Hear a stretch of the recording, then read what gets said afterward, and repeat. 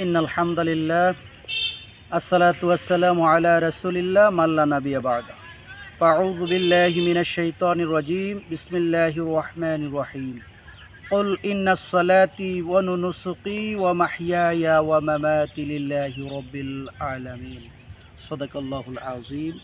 শুরু করছি প্রতিদিনের ন্যায় নিয়মিত অনুষ্ঠান দিনের পথে। আজ আমরা আলোচনা করব মুসলমানদের সবচাইতে বড় একটা অনুষ্ঠান সামনে আসতেছে, যাকে আমরা ঈদুল আজহা নামে পরিচিত। তার আগে আমরা জানতে চাই এই ঈদুল আজহাতে যে আমরা গরু কুরবানি করি তার সংক্ষিপ্ত ইতিহাস আমরা কথা বলে নিলে আমাদের দর্শকদের বুঝতে সুবিধা হবে এবং সেটা হৃদয়ঙ্গম করতে সহজ হবে। আমরা জানি মিল্লাতা আবিকুম ইব্রাহিম হুয়া সাম্মাকুমুল মুসলিমিন, মুসলমানদের জাতির পিতা হযরত ইব্রাহিম আলাইহিস সালাতু ওয়াস সালামের বয়স যখন ৮৬, তখন আল্লাহ পাকের পক্ষ থেকে তার জন্য একটা সুসংবাদ হলো আল্লাহ তাআলা তাকে একটা নেককার সন্তান দান করবেন। ইব্রাহিম আলাইহিস সালাতু ওয়াস সালাম এত বয়স্ক হয়ে যাওয়ার পরে তিনি নিরাশ হয়ে গিয়েছিলেন। তারপরেও আল্লাহ পাকের পক্ষ থেকে তাকে একটা খুশখবরি দেওয়া হলো, একটা নেককার সন্তানের খবর দেওয়া হলো।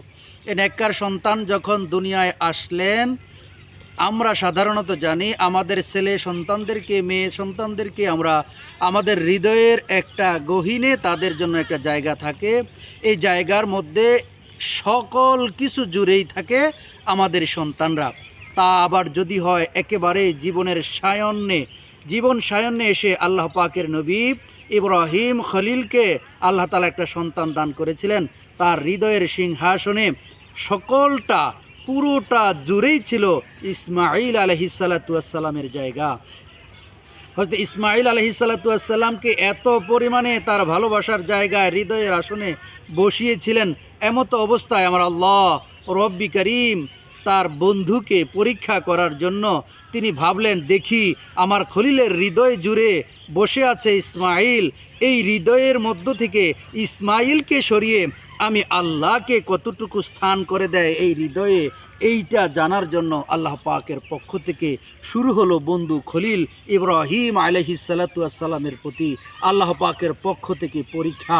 ইব্রাহিম আলাইহিস সালাতু ওয়াস সালামকে আল্লাহ তাআলা স্বপ্নে দেখালেন তার এই সন্তানকে আল্লাহর রাহে কোরবান করার জন্য, প্রিয় বস্তুকে কোরবান করার জন্য। তিনি আরও আগে ইসমাঈল আলাইহিস সালাতু ওয়াস সালামের আগে আরও অনেক কিছু কোরবান দিয়ে দেখেছেন, না আল্লাহ তাআলা তাতে কি হয় না, রাজি এবং খুশি হয় না, সন্তুষ্ট হয় না। বলে, হো খলিল, তুমি তোমার পক্ষ থেকে তোমার মালিকের জন্য, তোমার মালিকের উদ্দেশ্যে তোমার প্রিয় বস্তুকে উৎসর্গ করো। সর্বশেষ খলিল ইব্রাহিম নবী ইব্রাহিম আলাইহিস সালাতু ওয়াস সালাম বুঝতে পেরেছিলেন আমার হৃদয়ের আসনে, আমার সিংহাসনে আমার যে ইসমাঈলের জায়গা রয়েছে, এই ইসমাঈলের জায়গায় আমার মালিককে জায়গা করে দেওয়ার জন্য মালিক আমার কাছে এই পায়তারা করছে। মালিকের এই পায়তারা দেখে ইব্রাহিম খলিল বুঝে ফেললেন, বুঝে তার প্রিয় সন্তানকে আল্লাহর রাহে কোরবান করার জন্য যে প্রস্তুতি নিলেন এবং কি করলেন, তার ছেলের কাছে পরামর্শ চাইলেন। ছেলে বললেন যে, বাবা, আমাকে আপনি ধৈর্যকারীর সঙ্গে পাবেন। সুবহানাল্লাহি ওয়া বিহামদিহি সুবহানাল্লাহিল আযীম। যেমন বাবা তেমন ছেলে, আল্লাহ পাকের পক্ষ থেকে তিনি যেমন নবী, আবার যাকে কোরবান করবেন তিনিও নবী। আল্লাহ পাককে খুশি করার জন্য দুইজনেই এক হয়ে গেলেন আর বললেন যে, বাবা, আপনি আল্লাহর হুকুম পালন করুন। এই যে স্মৃতি বিজড়িত সেই বিষয়টাই আল্লাহ তাআলা ইব্রাহিম আলাইহিস সালাতু ওয়াস সালামের আল্লাহ তাআলা দেখেছিলেন, তার ভিতরের অন্তরটা, তাকওয়াটা, তার ভিতরে হৃদয়ে যে কি আছে মালিকের জন্য, তার আল্লাহর জন্য, তার রবের জন্য, সেটাই চেয়েছিলেন। আর ইব্রাহিম খলিল সেখানেই এক নম্বরে একেবারে পাশ করেছেন। আল্লাহ তাআলার হাবিব বুখারী শরীফে যে তার একটা কথা রয়েছে সর্বাগ্রে, সেই কথাটা হচ্ছে ইন্নামাল আমালু বিন্নিয়াত। এই নবী করিম সাল্লাল্লাহু আলাইহি সাল্লাম বলেছেন সর্বাগ্রে মানুষের সকল কিছু বিবেচনা হবে তার নিয়তের উপর। ইব্রাহিম আলাইহিস সালাতু ওয়াস সালামের নিয়ত ছিল পাক্কা সহি, তাই ইব্রাহিম আলাইহিস সালাতু ওয়াস সালাম পাশ করেছিলেন। আজও আমরা আল্লাহ তাআলা ওই চিত্রটা, ওই দৃশ্যটা, ওই মুহূর্তটা, ওই বিষয়টা মহান রাব্বি কারিমের কাছে এতই ভালো লেগেছিল, যার জন্য আজও অবধি এবং এখন থেকে কিয়ামত পর্যন্ত এই বিষয়টাকে আল্লাহ তাআলা জারি রেখে, কায়েম রেখে, দায়েম রেখে আমাদের কাছেও ইতিহাস বর্ণনা করেছেন এবং আমাদের কাছেও চায়। আমাদের প্রত্যেকের হৃদয়ের মধ্যে এক একটা ইসমাঈল আলাইহিস সালাতু ওয়াস সালাম বসে আছে। আমাদের কারো হৃদয়ে ইসমাঈল হয়ে বসে আছে অর্থ, কারো হৃদয়ে বসে আছে ক্ষমতা প্রতিপত্তি, কারো হৃদয়ে বসে আছে ক্ষমতা যশ ইত্যাদি বসে আছে। এই আমাদের হৃদয় থেকে এই ইসমাঈলকে যেমনিভাবে সরিয়ে মালিককে প্রতিষ্ঠিত করার বিষয়টা আল্লাহ দেখেছিলেন, ঠিক তেমনিভাবে আদও মালিক জানতে চায়, বুঝতে চায়, দেখতে চায় আমার কেমন বান্দা আছে, আমার কেমন গোলাম আছে। তার হৃদয়ের আসনে যে অর্থ বসিয়ে রেখেছে সেই অর্থকে কোরবান করে আমি আল্লাহকে ওই হৃদয়ে জাগা দিবে, সেই প্রত্যাশায় মালিক এই দৃশ্যটাকে কী করেছেন, অম্লান করে রেখেছেন। এই স্মৃতিটাকে অম্লান করে রেখে আদও আমাদের কাছ থেকে পরীক্ষা নিচ্ছেন। তো যাই হোক, এই বিষয়ে আমরা আমাদের কোরবান যে করব, এই বিষয়ে আমাদের নিয়তকে সহি থাকতে হবে, অবশ্যই সাচ্চা থাকতে হবে। আমরা একাধিক জনে কোরবানি দিয়ে থাকি, 7 জন 7 শরীকে আমরা কোরবানি দিয়ে থাকি। এর মধ্যে যদি কারোর নিয়তের মধ্যে গরফর থাকে তাহলে পুরো কোরবানিটাই বাদ হয়ে যাবে।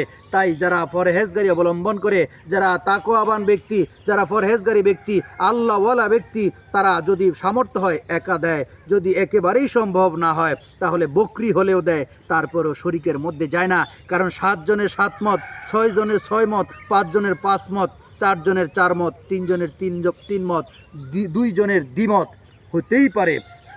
একজনের নিয়তের মধ্যে যদি গড়বড় থাকে তাহলে তার কোরবানটাই কি হয়ে যাওয়া, নষ্ট হয়ে যাওয়ার সম্ভাবনা বেশি থাকে। তাই এই জায়গা থেকে যদি কেউ নিরাপদ থাকতে চায়, সে যেন একা কোরবান করে, যদি সম্ভব হয়, সামর্থ্য থাকে, উট দিয়ে দিক, গরু দিয়ে দিক। যদি একেবারেই সামর্থ্য না থাকে তাহলে সে যেন একটা বকরি দিয়ে হলো কি করে কোরবানটা আদায় করে, একা আদায় করাই সবচাইতে উত্তম। এটাই হলো কথা। তারপরে দ্বিতীয়ত হলো হালাল উপার্জন। আমি যে কোরবান করব, আমার টাকাটা হালাম কিনা হারাম, সেই বিষয়ে আমাকে দেখতে হবে। আজকের দিনে হারাম আর হারামে একেবারে সয়লাভ হয়ে গেছে সমাজ, এলাকা, মহল্লা, দেশ, সারা দেশ হারামের মধ্যে সয়লাভ হয়ে গেছে। এখানে আমরা কোরবানি দিতে যে এই বিষয়টা আমাদেরকে পুঙ্খানুপুঙ্খরূপে কী করতে হবে, পরীক্ষা নিরীক্ষা করতে হবে। তবে আমার ব্যক্তিগত মত হচ্ছে, যারা সুদখোর, আপনি আরেকজন সুদখোরের সাথে মিলে কোরবানি দিবেন যাতে আপনাদের সকলেরটা বরবাদ হয়ে যায়। কিন্তু আপনি বুঝে জেনে একজন ভালো মানুষের সাথে, যার টাকা হালাল আছে আপনি মনে করেন, তার সাথে আপনি কোরবানি দিতে যেন না। এটা আপনার নিজ দায়িত্বে।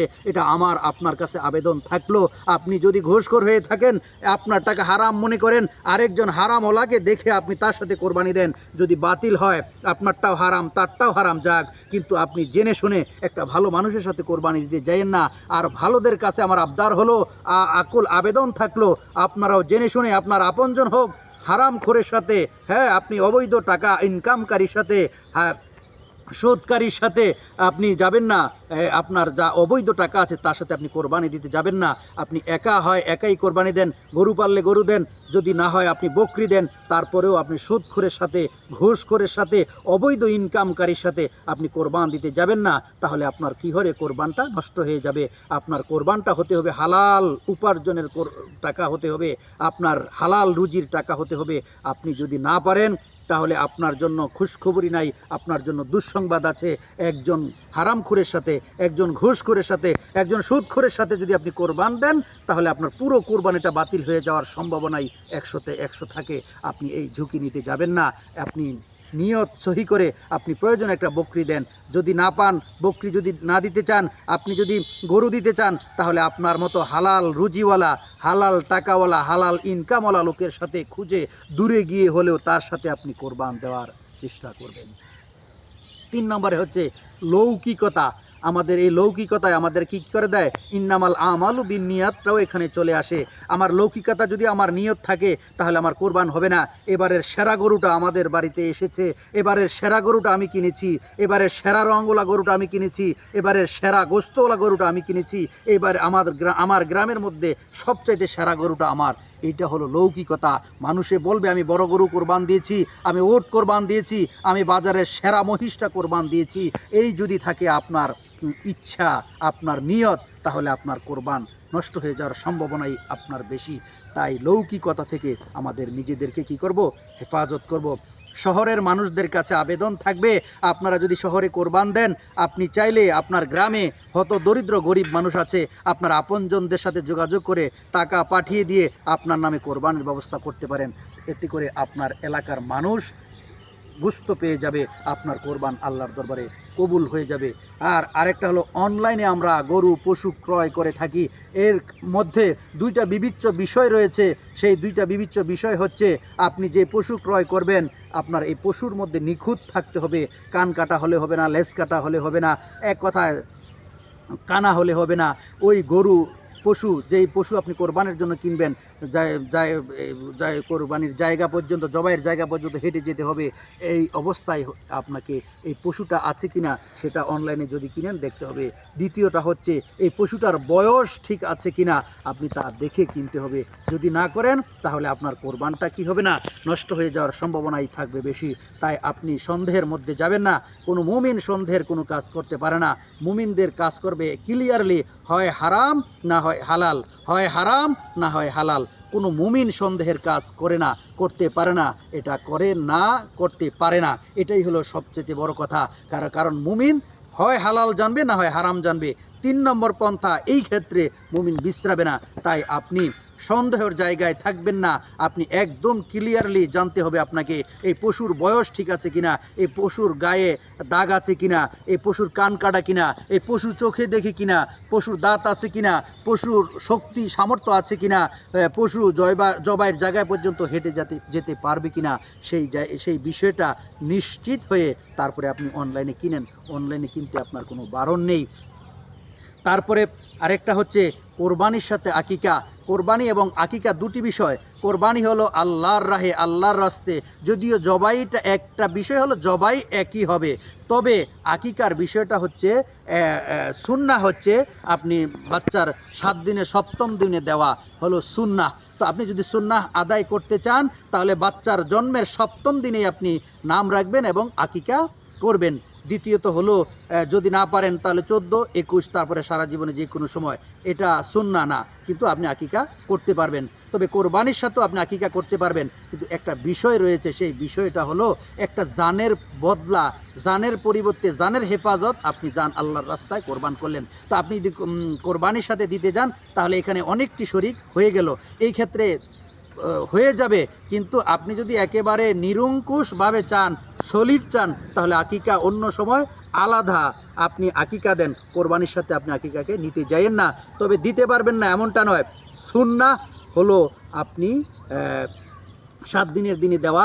ছেলে হলে 2টি বকরি, মেয়ে হলে 1টি বকরি, আপনি তা দিয়ে কি করবেন, আকিকা দিবেন। আর গরুর সাথে যদি আপনি আকিকা দিতে যান তাহলে এখানেও আপনার সুন্নাত খেলাফ হলো। কারণ সুন্নাহ হচ্ছে, বকরির কথা বলা হয়েছে, গরু, উট, দুম্বা, ভেড়া দিয়ে আকিকা দেওয়ার কথা বলা হয় নাই। তাই আমরা যদি সুন্নাহ আদায় করতে যাই, বাচ্চার জন্মের 7ম দিনে আমরা আকিকা দিব এবং নাম রাখব। দ্বিতীয়ত হচ্ছে, আমরা বকরি দিয়েই আকিকা দিব। কোরবান হলো গরুর মাধ্যমে আমরা করি। আপনি যদি দিতে চান দিতে হয়ে যাবে, কিন্তু এটা 100% গ্যারান্টি সহি হলো না। আপনাকে সহি করতে হলে বকরি দিতে হবে এবং 7 দিনের দিনেই দিতে হবে। এই বিষয়টা মাথায় রাখবেন। আল্লাহ তাআলা যেন আমাদেরকে কি করেন, কোরবানি আল্লাহ তাআলা যে উদ্দেশ্যে আমাদেরকে দেওয়ার কথা বলেছেন, সেই উদ্দেশ্য মোতাবেক আমাদের ঈমান যাতে, নিয়ত যাতে সহি থাকে, ওই সহি রেখে আমরা যেন কোনো লৌকিকতা আমাদেরকে পেয়ে না বসে, জামাই খাওয়াইতে হবে, আমার বিয়ের বাড়ির লোকেরা কি বলবে কোরবানি না দিলে, আমি কোরবানি দিলাম, নইলে সুদে আই না, লাভে আই না, এই ধরনের বিষয় করে কোরবানি দেওয়া আপনার প্রতি কিনা জরুরি না। তবে আপনি যদি কি করেন, কোরবানির আপনার উপযুক্ত না কিন্তু নিয়ত করেন, ঋণ করে আনেন, তাহলে এই ক্ষেত্রে আপনার কোরবানি ওয়াজিব হয়ে যাবে। তারপরে আপনি যেই পশু কিনে এনেছেন, এই পশু যদি চুরি হয়ে যায় তাহলে আবার আপনি কোরবানি দেওয়া আপনার উপরে কি হয়ে যাবে, ওয়াজিব হয়ে যাবে। আপনি ওয়াজিব না হওয়া সত্ত্বেও কোরবানির গরু কিনে নিয়ে এসেছেন, এই গরু যদি হারিয়ে যায়, চুরি হয়ে যায়, তারপরে দ্বিতীয়বারে এই গরু কোরবানি দেওয়া আপনার প্রতি, গরু কোরবান অর্থাৎ কোরবান করা আপনার প্রতি ওয়াজিব হয়ে যাবে। তাই আমরা এই বিষয়গুলি বুঝে শুনে আমরা করার জন্য কি করব, একটু ফিকির করব, একটু জানতে চাইব। যারা জাননেওয়ালা তাদের কাছে জানবো, আর যারা জানি না জানে তাদের কাছে আমরা যে এই বিষয়গুলি জানবো। আল্লাহ তাআলা যেন আমাদেরকে সঠিক পন্থায় কোরবান করার তৌফিক দান করেন। সুবহানাল্লাহি ওয়া বিহামদিহি, সুবহানাকাল্লাহুম্মা ওয়া বিহামদিকা, আশহাদু আল্লা ইলাহা ইল্লা আনতা, আস্তাগফিরুকা ওয়া আতুবু ইলাইক। আসসালামু আলাইকুম ওয়া রাহমাতুল্লাহি ওয়া বারাকাতুহু।